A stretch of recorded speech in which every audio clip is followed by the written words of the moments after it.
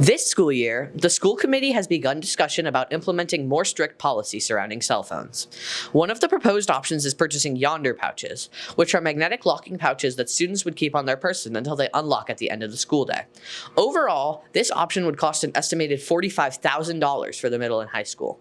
We spoke to members of the school committee to find out more about this issue. I think cell phones have a number of roles to play in a school. They help a number of students access curriculum through technology support. They help a number of students monitor their health in important ways.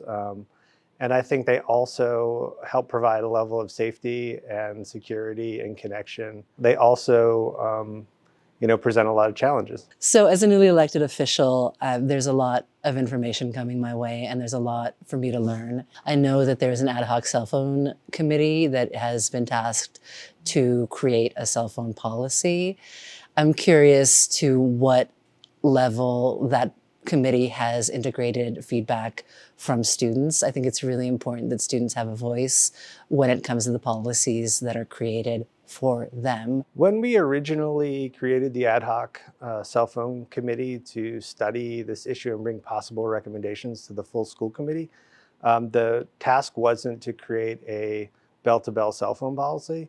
The task was to think more comprehensively about cell phone technology use by students and by educators, and think more specifically about different demographics of students within the overall student body. What happened between when we started this ad hoc committee and now is the state legislation that looks like it's likely to pass to force every municipality, every town to adopt a bell-to-bell policy. And I think that looming has shifted the work of the ad hoc committee to try to present solutions to implement something that would conform with state law, or potentially with the state law as they imagine it. I always come back to the idea that we are all part of a community, and we succeed together. We succeed when we work together, and we lift each other up together. So it's in everyone's interest to be as honest as possible so that we can solve problems. It's not my job to restrict or regulate. It is my job to support. You all students are on the verge of being independent adults. How do I support you to thrive in that capacity? I don't believe it's by restricting you.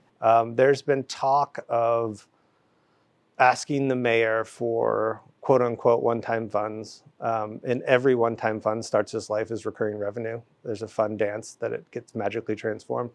But there's this idea that since it's just this one-time fund, we could get extra money to pay for these and it wouldn't impact the budget. That may or may not be true. Or would we have to build it into the FY26 budget, which we're about to start debating, and then what do you cut to fund this? Or is there enough advocacy at the state level if they do pass such a requirement that it's not simply an unfunded mandate, but that they provide additional resources to districts to pay for infrastructure, to pay for staffing related to rolling it out? So there's a lot of unknowns and a lot of questions. Yondr pouches are being discussed for the next school year. I'm Autumn Luria, and you're watching The Transcript.